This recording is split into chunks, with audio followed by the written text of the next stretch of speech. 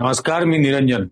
अमेरिकेचे treasury secretary Scott Bessent यांनी काल एक पोस्ट केली आहे सोशल मीडियावरती. आणि ती पोस्ट मुद्दाम मी इथं बॅकग्राऊंड वरती ठेवलेली आहे माझ्या. त्याचं मराठीतलं छोटस सारांश असं म्हणता येईल. हा स्कॉट बेसेंट असं म्हणतो की जागतिक बाजारपेठेमध्ये तुटवडा निर्माण होऊ नये म्हणून आम्ही भारताला रशियाकडून ऑइल विकत घेण्यासाठी 30 दिवसांची तात्पुरती सवलत किंवा सूट देत आहोत. हा हरामखोर कोण लागून गेलाय? भारताला सूट आणि सवलत अशी भाषा वापरतो. भारत काय अमेरिकेचा मांडलिक देश आहे का? का नरेंद्र मोदींनी गुलाम बनवलंय? म्हणजे भारत ईस्ट इंडिया कंपनीच्या मार्फत नंतर ब्रिटिशांच्या आधिपत्याखालती होता, तेव्हाही गुलामासारखा वागला नाही. तेव्हाही अशा गुलामीच्या विरोधामध्ये, जबरदस्तीच्या आणि सक्तीच्या विरोधामध्ये लढत राहिला. स्वातंत्र्य मिळवण्यासाठी हजारो लाखो जणांनी त्याग केला, बलिदान केलं. अनेकांचं रक्त सांडलं या स्वातंत्र्यासाठी. आणि ते स्वातंत्र्य या नरेंद्र मोदींनी आता अमेरिकेला गहाण ठेवलंय का? कोण लागून गेला तो मवाली? Donald Trump. मवालीच म्हटलं पाहिजे त्याला. लहान लहान मुलींवरती बलात्कार करण्याचे आरोप ज्याच्यावरती आहेत, ज्याच्या अब्रूचे धिंडवडे रोज अमेरिकेच्या सिनेटमध्ये आणि काँग्रेसमध्ये निघतायत, त्याचं हा माणूस ऐकतो? इतकी लाचारी. रोज त्या एप्स्टाईन फाईलमध्ये डोनाल्ड ट्रम्पचं नाव येत आहे. आतापर्यंत जेवढे कागद रिव्हील झाले त्याच्यामध्ये मोदींचं नाव आलंय, हरदीप पुरीचं नाव आलंय, अनिल अंबानीचं नाव आलंय. पण असं काय मोदींनी केलंय? असं काय त्या एप्स्टाईन फाईलमध्ये आहे की ज्याची इतकी लाज आणि शरम याला वाटते किंवा भीती वाटते आहे की हा वाटेल ती दादागिरी अमेरिकेची सहन करतोय? अमेरिका कोण ठरवणार? याला लाज उरली आहे का? या देशाच्या पंतप्रधानाला लाज शिल्लक आहे का? शपथ काय घेतली होती? या देशाचं सार्वभौमत्व अखंड ठेवीन, अक्षुण्ण ठेवीन. आणि हे एक अमेरिकेचा ट्रेजरी सेक्रेटरी तो सांगतो मी भारताला सवलत देतोय, मुदत देतोय, सूट देतोय. काय? आणि मग राहुल गांधी हेच बोलले होते ना पार्लमेंटमध्ये की अमेरिका दादागिरी करणार. अमेरिका म्हटलंच आहे की आम्ही मॉनिटर करू तुम्ही रशियाकडून तेल घेताय की नाही. आणि आता अमेरिकेची परवानगी असेल तर रशियाकडून हे ऑइल घेणार. नाही तर यांची हिंमत नाही, धमक नाही. हे शरण आणि लाचार गेलेले आहेत का? लोटांगण घातलंय पूर्णपणे. हे वेगळं सांगायची काय गरज आहे? नरेंद्र मोदींनी ताबडतोब राजीनामा द्यायला पाहिजे. ताबडतोब. त्यांचे ते काय पितृसंस्था का मातृसंस्था म्हणतात, राष्ट्रीय स्वयंसेवक संघ, ताबडतोब नरेंद्र मोदींनी राजीनामा द्यायला हवा. कोणत्याही प्रकारचा नैतिक अधिकार उरलेला नाही. या माणसांनी या देशाला इतकं लाचार करून ठेवलेलं आहे, पुन्हा एकदा पारतंत्र्यात आणून ठेवलेलं आहे की भारताने तेल कोणाकडून विकत घ्यावं हे सुद्धा अमेरिकेचा एक टिनपाट ट्रेजरी सेक्रेटरी ठरवतोय, स्कॉट बेसेंट. काय काय बोलावं? आणि रोज नवीन नवीन गोष्टी कळतायत याच्या लाचारीच्या. हे इतकं भयंकर आहे. जगभर टिंगलटवाळी व्हायला लागलेली आहे, जगभर. त्याची तुम्ही ती पोस्ट बघाच, काय लिहिलंय, काय भाषा ही. कुठल्याही स्वाभिमानी भारतीयाचा अंगाचा तिळपापड झाला पाहिजे ही भाषा वाचल्यानंतर. हे कोण ठरवणार? कुठला भारत? ज्याने अमेरिकेला कधीही जुमानलं नाही. पंडित जवाहरलाल नेहरू, इंदिरा गांधी, राजीव गांधी, मनमोहन सिंग कधीही जुमानलं नाही. भारताच्या अटी शर्तींवरती करार केले. म्हणजे अगदी लेटेस्ट मनमोहन सिंगांनी केलेला करार, अणुकरार जो होता, हा जगातला अमेरिकेच्या इतिहासातला पहिला आंतरराष्ट्रीय करार, ज्या करारावरती अमेरिकेच्या डेमोक्रॅट आणि रिपब्लिकन दोन्हीही पक्षांनी 100% पाठिंबा दिला. एक मताने संपूर्ण सभागृहाने मंजूर केला भारताचा आण्विक करार. इतकं भारताचं बळ होतं. आणि मग आज असं काय घडलं गेल्या 12 वर्षात की भारत स्वतःचं असलेलं सर्व बळ घालवून बसलाय. असं त्या एप्स्टाईन फाईल्स मध्ये नरेंद्र मोदीचं काय आहे? ही त्या गौतम अदानीच्या नावाखालती सुरू झालेली लाचारी देश विकायला काढला त्याच्या नावाने. कधी या भारतातल्या लोकांचा आत्मा पुन्हा एकदा कधी जागा आणि जिवंत होणार आहे? कळतंय का या वाक्याचा अर्थ या स्कॉट बेसेंटच्या? एक तीनपाट सेक्रेटरी तिथला सांगतोय ट्रेजरी डिपार्टमेंटचा की मी भारताला सूट देतो 30 दिवस रशियाकडून तेल घ्यायची. मग 31व्या दिवशी काय करायचं? परत धिका मागायच्या तुझ्याकडे? आणि नाही तुला जुमानलं तर काय करशील? म्हणजे 9-10 कोटी लोकसंख्या असलेला इराण तुमचं नाक रगडतोय जमिनीवरती. 150 कोटीच्या भारताशी पंगा घ्यायला निघाल? पण ही धमक देशाच्या पंतप्रधानात नाही. आणि हे वारंवार सिद्ध होत आहे.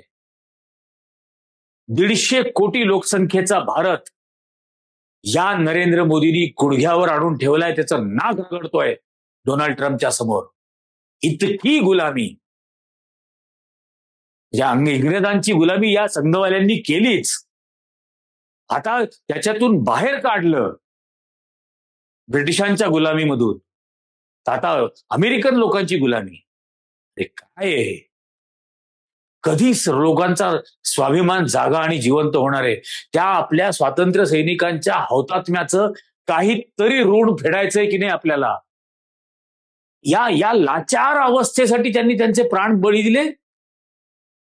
काय चाललंय हे? तो कॅनडाचा पंतप्रधान व्हिडिओ बघा.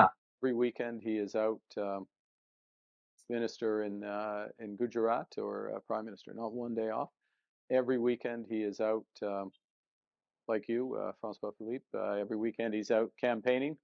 He gets 250,000 people at his rallies. You get 25, but that's good. That's good, and we're all, it's pas mal.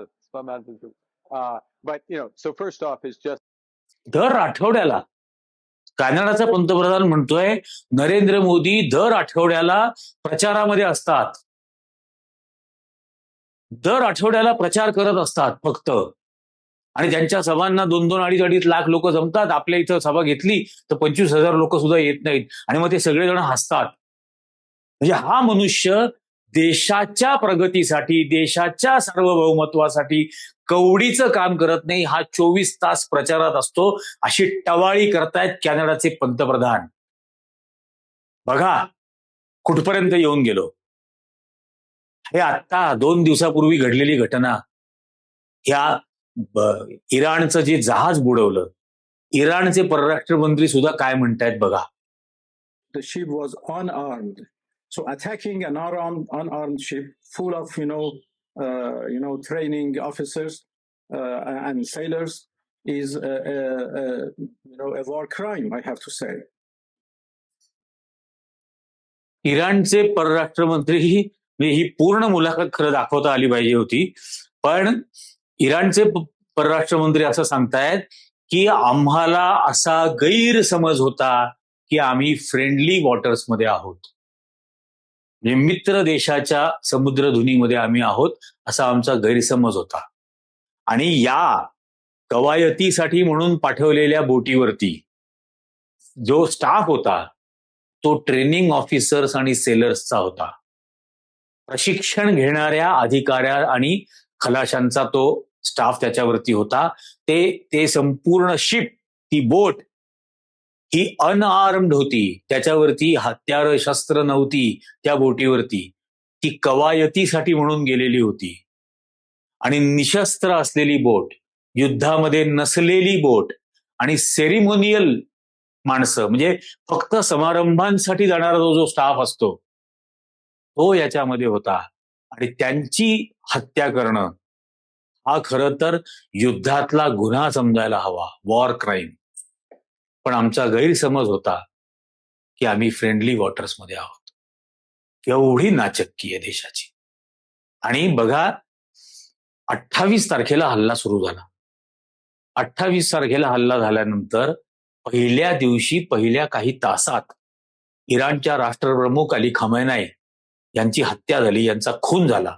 त्यांच्यासोबत त्यांच्या मंत्रिमंडळातल्या 30-40 जणांचा खून झाला. त्यांचा खून झाला.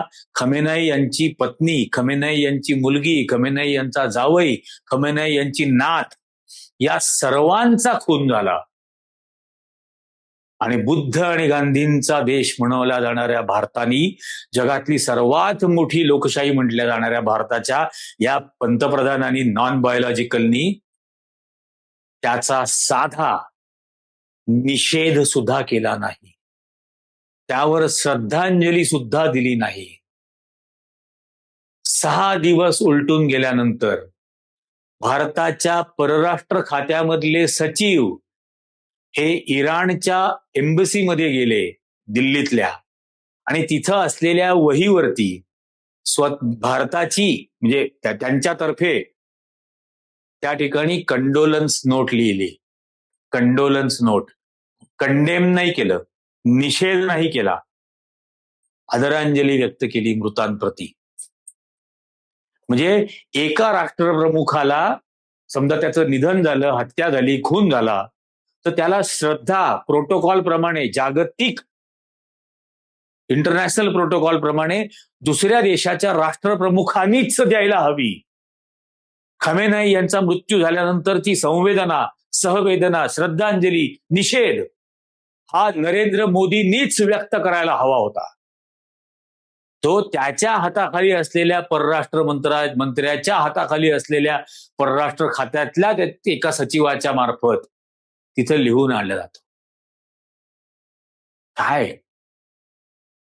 काय लाचारीचा वेळ आहे, आणि किती स्वाभिमान शून्य, स्वत्व गमावलेलं, आणि देशाच्या सर्व एकूण एक स्वातंत्र्य सैनिकाशी बेईमानी करणारं असं हे कृत्य आहे. त्यांच्या बलिदानाशी ही बेईमानी आहे, त्यांच्या त्यागाशी ही बेईमानी आहे. या संघवाल्यांनी तर स्वतःचं नखही नाही कापलं देशाच्या स्वातंत्र्यासाठी, पण ज्यांनी स्वतःचे बळी दिले, स्वतःच्या मालमत्ता गमावल्या, अनेक वर्ष तुरुंगांमध्ये काढली, त्या सर्वांचं त्याग आणि बलिदान हे थुंकतायत त्याच्यावर. हे लक्षात घ्या. हे यापेक्षा कठोर भाषेत खरं तर बोललं पाहिजे. ही अवस्था आणून ठेवलेली आहे. आणि एक ग्राफिक्स बनवलेले मुद्दाम बघा. ती बोट आपल्या विशाखापट्टणमच्या पोर्टमधून निघाली आणि कशी चालली होती आणि कुठे त्यांच्यावर हल्ला झाला बघा.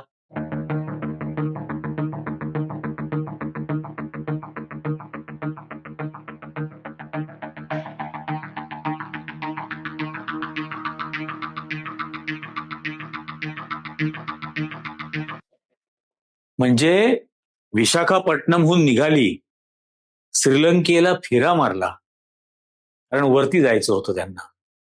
श्रीलंकेला फेरा मारला, आणि श्रीलंकेला फेरा मारल्यानंतर एका बाजूला श्रीलंकेचं गॅले पोर्ट आणि दुसऱ्या बाजूला भारताचं केरळमधलं थिरुअनंतपुरम, जिथं सुद्धा नेव्हीचा बेस आहे, त्रिवेंद्रम, त्याचा आता थिरुअनंतपुरम म्हणतो आपण.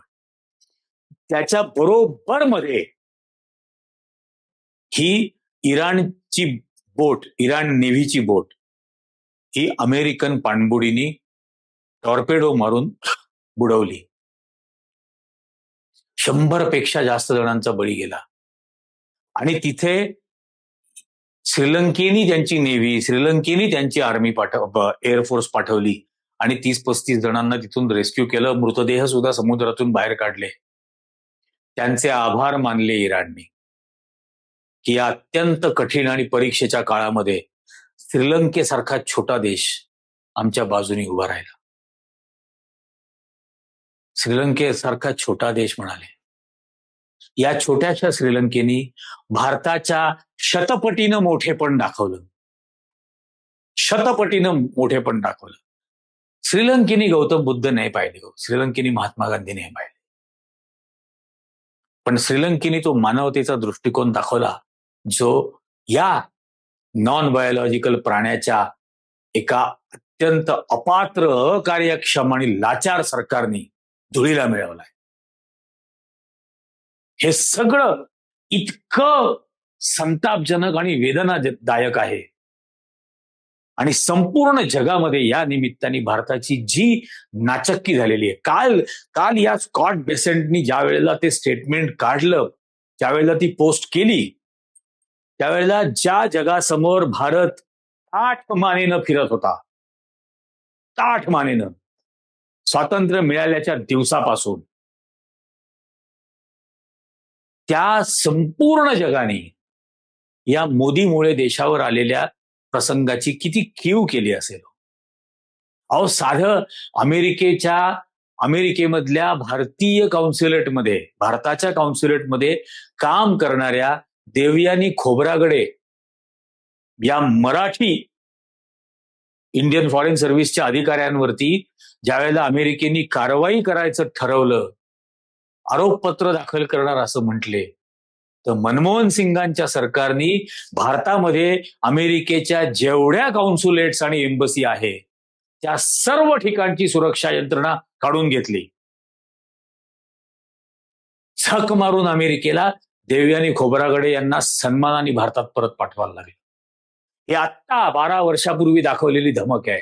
12-13 वर्षापूर्वी ही धमक दाखवणारा भारत, स्वतःच्या अटी शर्तींवरती अणुकरार करणारा भारत, आज बघा हे अत्यंत खेदजनक आणि संतापजनक आहे. आणि पुन्हा मी हेच सांगेन की आता देशातल्या लोकांनी ताठ उठून उभं राहिलं पाहिजे आणि सांगितलं पाहिजे, आम्हाला ही गुलामी, ही लाचारी बिलकुल मान्य नाही. प्राण घ्या आमचे, भारतीय आम्ही आहोत, अत्यंत स्वाभिमानी भारतीय आहोत.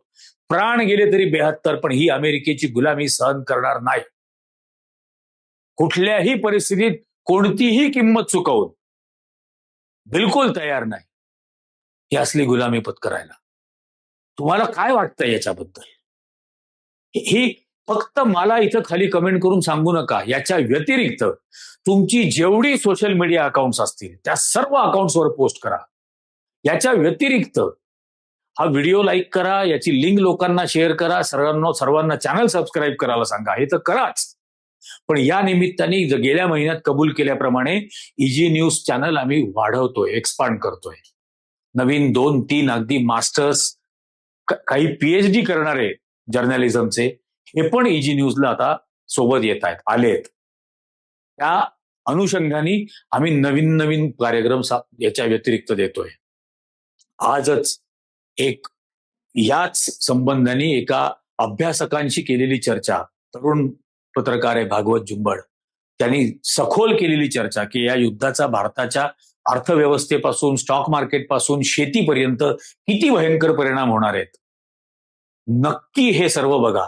ही जी तरुण मुलं या चांगल्या कामामध्ये, सत्य सांगण्याच्या कामामध्ये आणि खोलवर गोष्टी उलगडून दाखवण्याच्या आमच्या प्रयत्नामध्ये जे सहभागी होत आहेत, त्या तरुण पत्रकारांचा उत्साह वाढवायचा असेल तर त्यांचे व्हिडिओ सुद्धा जास्तीत जास्त जणांनी बघा, जास्तीत जास्त जणांना चॅनल सबस्क्राईब करायला सांगा.